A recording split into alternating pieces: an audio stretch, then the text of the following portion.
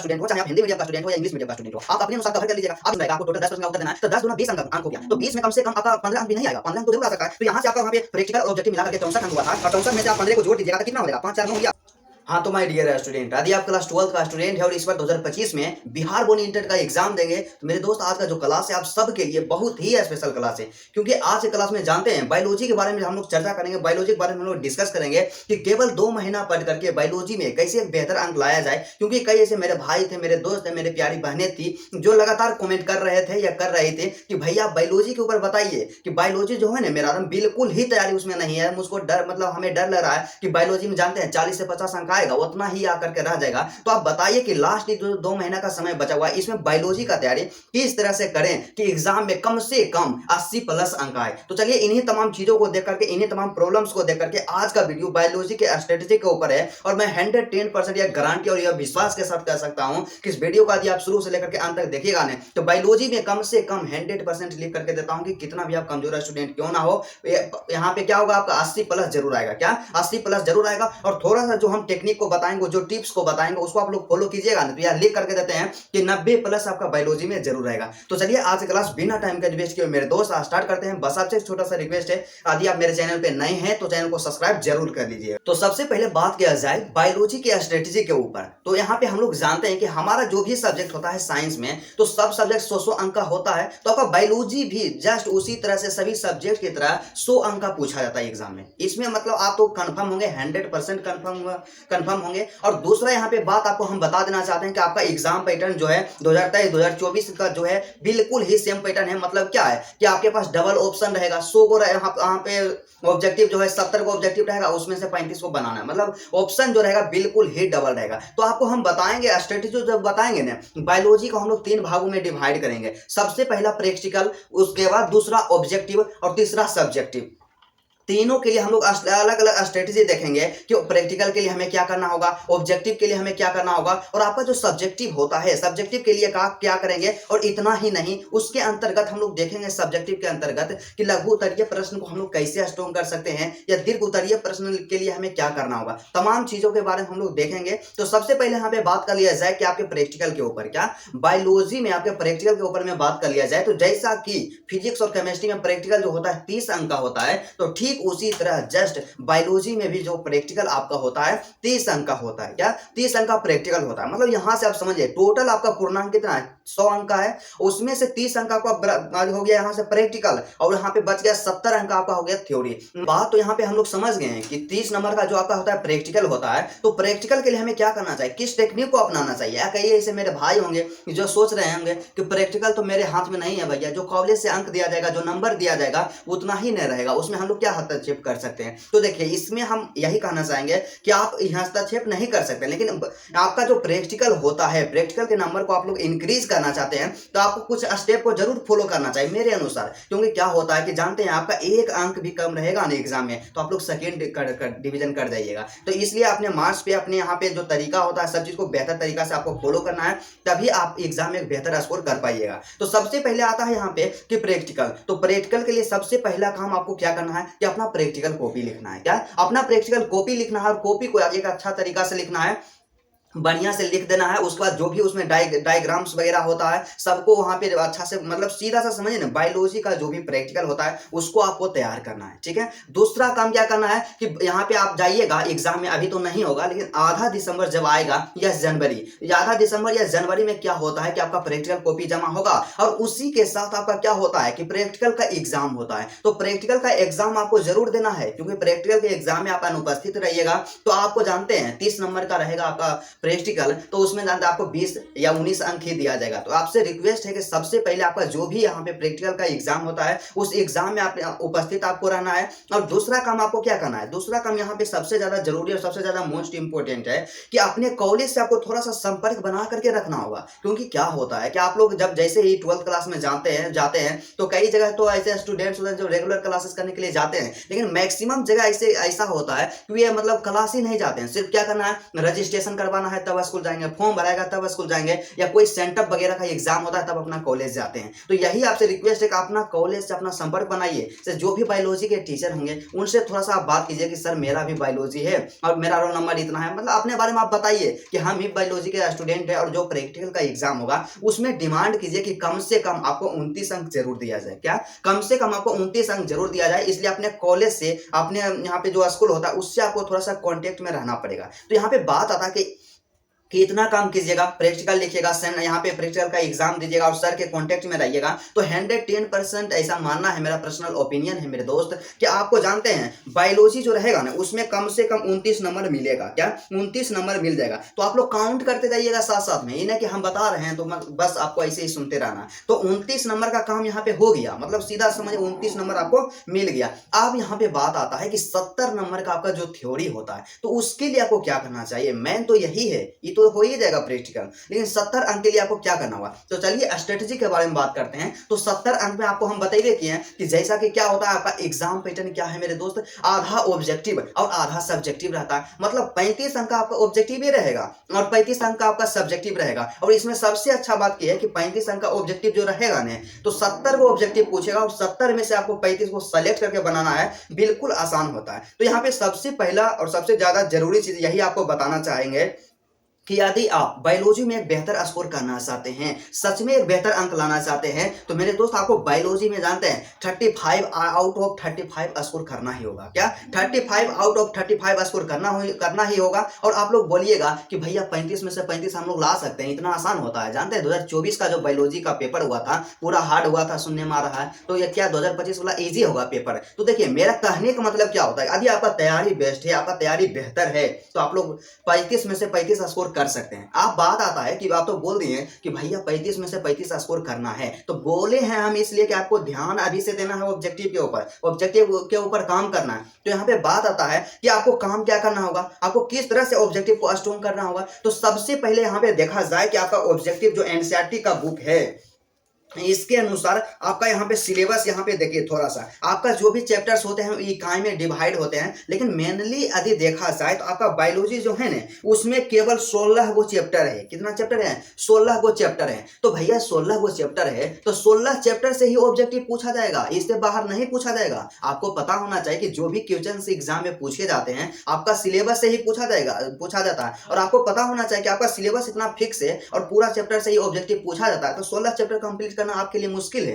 तो नहीं मुश्किल है। तो इसके लिए क्या करना होगा, आपको कैसे ऑब्जेक्टिव तैयार करना होगा। तो सबसे पहले मेरा सजेशन यही रहेगा कि आप जहां भी क्लासेस करते होंगे, चाहे आप ऑनलाइन अपना स्टडी करते हैं या ऑफलाइन स्टडी करते हैं, तो जिस भी टीचर से आप पढ़ते होंगे तो सबसे पहले वो अपना नोट्स दिए होंगे, तो उनका पर्सनल नोट्स आप सबसे पहले अपना उसको पढ़िए। ठीक है, उनका जो दिया गया नोट्स है उसको पढ़िए, क्योंकि कोई भी टीचर्स होते हैं उनके पास यदि नॉलेज नहीं रहेगा तो वो पढ़ाना स्टार्ट नहीं करेंगे। तो यही है, उन पर विश्वास बना करके रखिए और वो जो भी नोट्स देते हैं उसको कंप्लीट कीजिए। ठीक है, और उसके बाद दूसरा काम आपको क्या करना है कि मार्केट जाना है आज ही, मतलब जब भी आपको टाइम मिले मार्केट जा करके आप टाइम इन्वेस्ट नहीं करना है। ऑब्जेक्टिव के लिए बायोलॉजी का पर्सनल वो बुक ले लेना है। आप बोलिएगा कि भैया कौन सा बुक ले, कौन सा बुक बेहतर होता है, क्योंकि कई ऐसे मेरे भाई होते हैं जो लगातार कमेंट करते रहते हैं कि भैया बता दीजिए ना कौन सा बुक बेहतर रहेगा। तो सबसे पहले इस मैटर में आपको हम यही कहना चाहेंगे कि कोई भी बुक रहता है सब अपने आप में 110% बेस्ट रहता है, बस आपके ऊपर यहाँ निर्भर करता है कि आपको कौन सा बुक अच्छा लगता है। तो कोई भी मार्केट से आप लोग बायोलॉजी के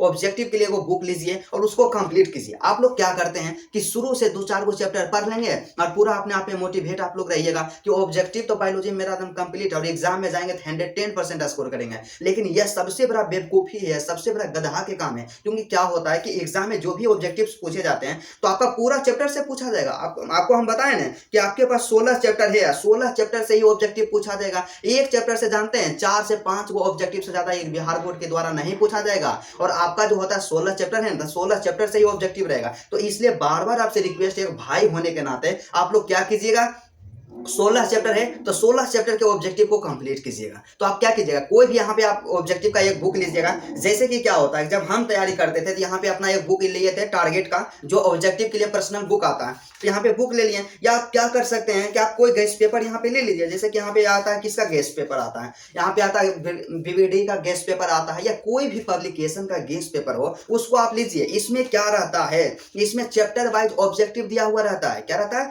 चैप्टर वाइज ऑब्जेक्टिव दिया हुआ रहता है। आता है, तो सबसे पहले आपको काम क्या करना होगा, चैप्टर वाइज ऑब्जेक्टिव को तैयार करना होगा। अब यहाँ पे आप लोग बोलिएगा कि भैया आप तो 2 महीना का समय बचबे किया है, तो इसमें क्या 16 चैप्टर का ऑब्जेक्टिव कंप्लीट कर पाना संभव है, पॉसिबल है? तो हाँ, 110% संभव है, क्योंकि 16 चैप्टर है, तो 16 चैप्टर का मतलब आप लोग समझिए कितना ज्यादा समय लगेगा। तो 16 दूना 32 दिन, क्या 16 दूना 32 दिन, मतलब 1 महीना में आप लोग ऑब्जेक्टिव को 110% कंप्लीट कर सकते हैं। और एक चैप्टर का ऑब्जेक्टिव कंप्लीट करने में 2 दिन का समय काफी है। आप लोग बोलिएगा इतना कर सकते हैं, देखिए अभी आप इतना नहीं कर सकते, आपको लग रहा है कि अभी बहुत ज्यादा पढ़ना पड़ रहा है, तो आप पूरा साल जो मस्ती किए हैं, तो इस साल इतना 2 महीना तो थोड़ा सा अपने आप पे मेहनत करना पड़ेगा। क्योंकि जब आप कंपटीशन में आइएगा ना, तो आपको अभी बोले कि हम साइंस का स्टूडेंट है, आर्ट्स का स्टूडेंट है, तो आपको साइंस वाला भी पढ़ना पड़ेगा और आर्ट्स वाला भी पढ़ना पड़ेगा। ये तो अभी बेस है, तो इसलिए अभी नहीं सोचे कि 12th का एग्जाम देंगे और फिर बाकी बात आगे उतना पढ़ना नहीं पड़ेगा। अभी तो स्टार्ट है, बाकी बात फिर इससे कहीं ज्यादा आपको मेहनत करना पड़ेगा। और यदि आप सरकारी जॉब के तलाश में रहिएगा तब, ठीक है। तो मेरा कहने का मतलब पर्सनल ओपिनियन यही है कि हर हाल में अपना टारगेट देना है कि हमको 16 चैप्टर का ऑब्जेक्टिव कंप्लीट करना है,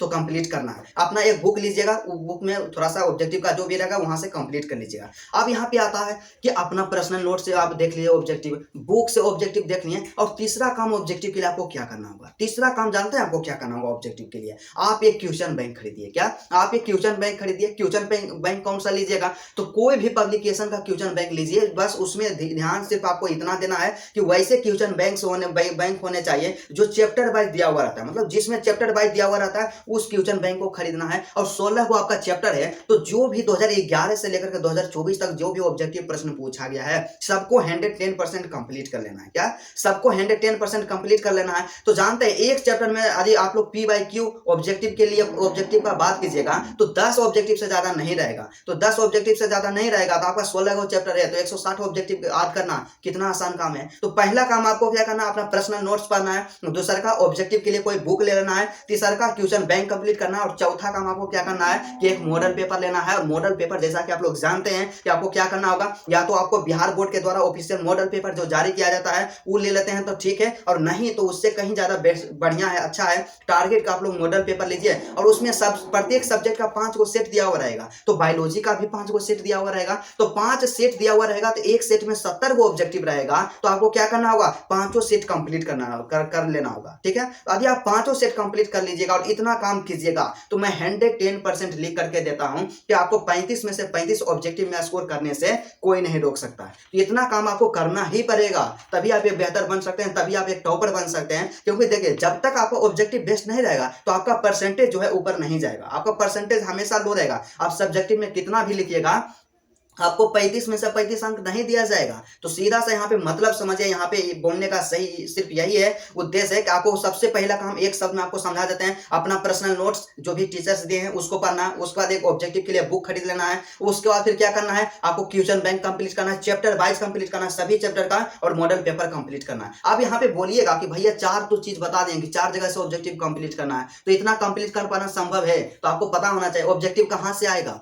जो चैप्टर में ऑब्जेक्टिव रहेगा तो कई सारे ऐसे ऑब्जेक्टिव होते होंगे जो क्या होगा कि एकदम सेम मिलेगा, सेम मिलते जाएगा। मतलब सीधा सा इस तरह से आप लोग पढ़ना स्टार्ट कीजिएगा ना, बस बिल्कुल आसान रहेगा और ऑब्जेक्टिव में आप लोग बेहतर स्कोर कर सकते हैं। तो चलिए मेरा ऐसा मानना है कि ऑब्जेक्टिव में यहाँ से 35 में से 35 स्कोर हो जाएगा।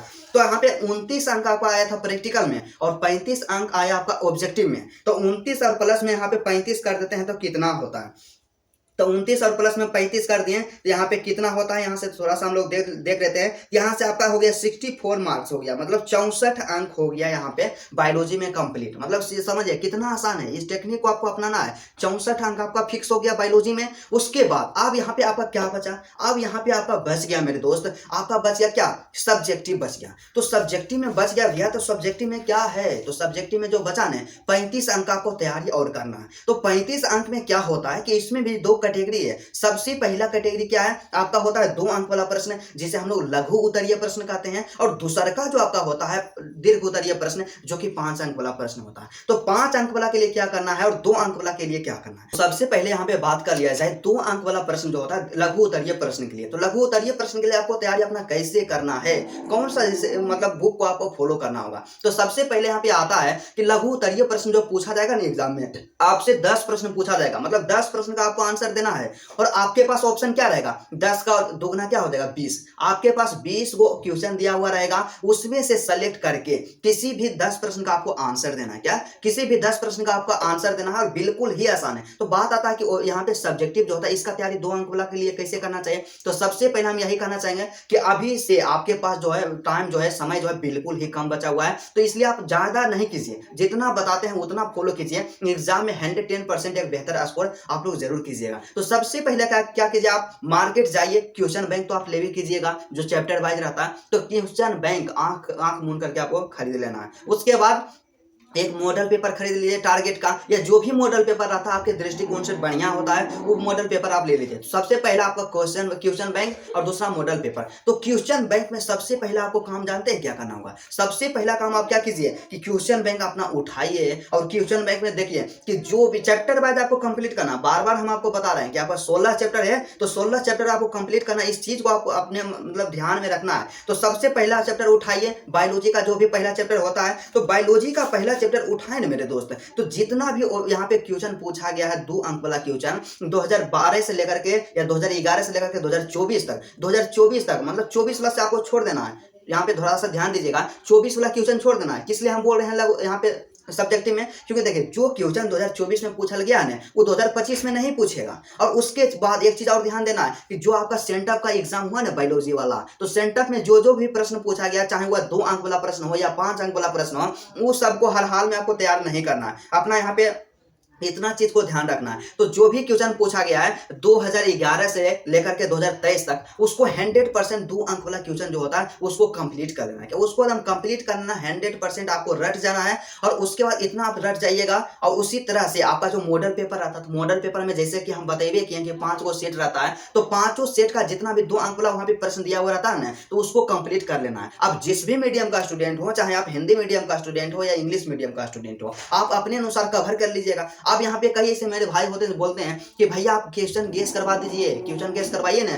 कि एग्जाम में वही आ जाता है। आपको जानते हैं एक चीज हम आपको बताते हैं, रियलिटी है, डार्क रियलिटी है कि मॉडल पेपर जो रहता है ना, तो मॉडल पेपर से गेस किया हुआ क्वेश्चन कोई भी बेस्ट नहीं दे सकता। क्योंकि मॉडल पेपर जो होता है बिल्कुल ही बढ़िया होता है और बिल्कुल ही मतलब मोस्ट इंपोर्टेंट गेस किया हुआ क्वेश्चन रहता है। और मॉडल पेपर हम लोग मतलब हम आपको इसीलिए बताते हैं क्योंकि मॉडल पेपर में सबसे ज्यादा अच्छा होता है गेस किया हुआ क्वेश्चन, और गेसिंग क्वेश्चन के लिए आपको मॉडल पेपर बोलते हैं कंप्लीट करने के लिए। तो सबसे पहला आपको काम क्या करना, क्वेश्चन बैंक में चैप्टर वाइज 1 से लेकर के 16 तक जो चैप्टर है आपका पूरा का 2 अंक वाला जो पूछा गया 2011 से लेकर के 2023 तक सबको कंप्लीट कर देना है। उसके बाद मॉडल पेपर में जो 5 को सेट दिया हुआ है, 5 सेट का आपको 110% कंप्लीट कर देना है। और आपको हम बताइए कि हैं कि मॉडल पेपर को आपको कैसे कंप्लीट करना है, या बाइट यहाँ पे क्वेश्चन बैंक जो है होता है, क्वेश्चन बैंक को आपको कैसे पढ़ना है। और यदि उस वीडियो को नहीं देखे हैं तो डिस्क्रिप्शन में वीडियो का लिंक दे देंगे, वहां से जाकर के वीडियो को आप लोग जरूर देखिएगा। क्योंकि क्या होता है कि जब तक हम आपके साथ हैं आपको किसी भी प्रकार का कोई भी दिक्कत नहीं होने देंगे। तो 2 अंक वाला के लिए आपको इतना ही काम करना है। तो अब यहाँ पे बात आता है कि दीर्घोत्तरीय प्रश्न के लिए क्या करें। 5 मार्क्स का जो क्वेश्चन होता है, 5 अंक का जो क्वेश्चन होता है, उसके लिए हमें क्या करना होगा, क्योंकि 5 अंक वाला क्वेश्चन तो ज्यादा हमको आदि नहीं होता है। तो जानते हैं उसके लिए सिर्फ यही एक उपाय है कि यदि मेरे दोस्त आप यहाँ से करना चाहते हैं स्कोर बढ़िया से अच्छा से, कि क्या है कि यहाँ से सीधा सा आप समझिए एक चीज देखिए, आपको और क्लियर कर देते हैं कि यहाँ पे 10 अंक वाला 2 अंक वाला जो प्रश्न रहेगा, आपको टोटल 10 प्रश्न का उत्तर देना है। तो 10 दूना 20 अंक हो गया। तो 20 में कम से कम आपका 15 अंक भी नहीं आएगा, 15 अंक तो जरूर आ सकता है। तो यहाँ से आपका वहाँ पे प्रैक्टिकल और ऑब्जेक्टिव मिला करके 64 अंक हुआ था, और 64 में से आप 15 को जोड़ दीजिएगा तो कितना हो जाएगा, 5 4 9 हो गया, यहाँ पे 7 हो गया, मतलब 79 अंक हो गया। क्या हो गया, 79 अंक हो गया। तो 79 अंक हो गया। और इधर जो आपका बचल है दीर्घोत्तरीय प्रश्न 5 अंक वाला प्रश्न है, तो 3 प्रश्न का दीर्घोत्तरीय में आपको आंसर देना है। और आपके पास 6 गो ऑप्शन रहेगा, तो 6 में से सेलेक्ट करना है, जो 3 गो आता है उसी का आंसर देना है। तो 3 गो आता है उसी का आंसर देना, मतलब 3 गुने 5 कीजिए तो टोटल 15 अंक का दीर्घोत्तरीय प्रश्न होता है। तो दीर्घोत्तरीय प्रश्न के लिए आपको क्या करना होगा, तो देखिए उसके लिए हम एक ही चीज आपको बोलना चाहेंगे कि यदि आपका तैयारी थोड़ा बहुत अच्छा है, बेहतर है बायोलॉजी का, तो आप क्या कीजिए, सिर्फ मतलब क्वेश्चन बैंक जो रहता है ना, क्वेश्चन बैंक को कंप्लीट कर लीजिए। क्वेश्चन बैंक में जो भी दीर्घोत्तरीय प्रश्न पूछा गया है चैप्टर वाइज आप लोग कंप्लीट कर लीजिए। और 110% मेरा ऐसा गारंटी है कि केवल आप 5 अंक वाला जो प्रश्न के लिए ना केवल क्वेश्चन बैंक को आप कंप्लीट करते हैं मेरे दोस्त, तो एग्जाम में उससे बाहर 5 अंक वाला नहीं आएगा, तो नहीं आएगा। आप लोग बोलिएगा कि भैया ये आप कैसे बता दिए कि नहीं आएगा, आप कैसे जान गए, तो आप जानते हैं सिर्फ क्या कीजिए, आप मतलब मेरे कहने के अनुसार आप क्या कीजिए, 2024 का पेपर उठाइए बायोलॉजी का, आप एक क्वेश्चन बैंक उठाइए और मिलाइए कि जो भी 5 अंक वाला पूछा गया है वो क्वेश्चन बैंक से है कि नहीं। तो 110% बोलते हैं कि आपका 6 को प्रश्न रहेगा ना तो उसमें 4 को जरूर मिल जाएगा। क्या 4 को जरूर मिल जाएगा। तो इसलिए हम आपको बोल रहे हैं कि 5 अंक वाला प्रश्न के लिए आपको क्या करना होगा, क्वेश्चन बैंक ही कंप्लीट करना होगा और क्वेश्चन बैंक से ज्यादा नहीं पूछा जाएगा। तो इस तरह से आपको काम करना होगा। और आप लोग हमेशा बोलते रहते हैं कि भैया गेस क्वेश्चन करवा दीजिए, तो फिजिक्स और केमिस्ट्री का गेसिंग क्वेश्चन करवाया जा रहा है। क्योंकि क्या होता है कि मिशन टॉपर नाम का सीरीज लॉन्च किया गया है। क्या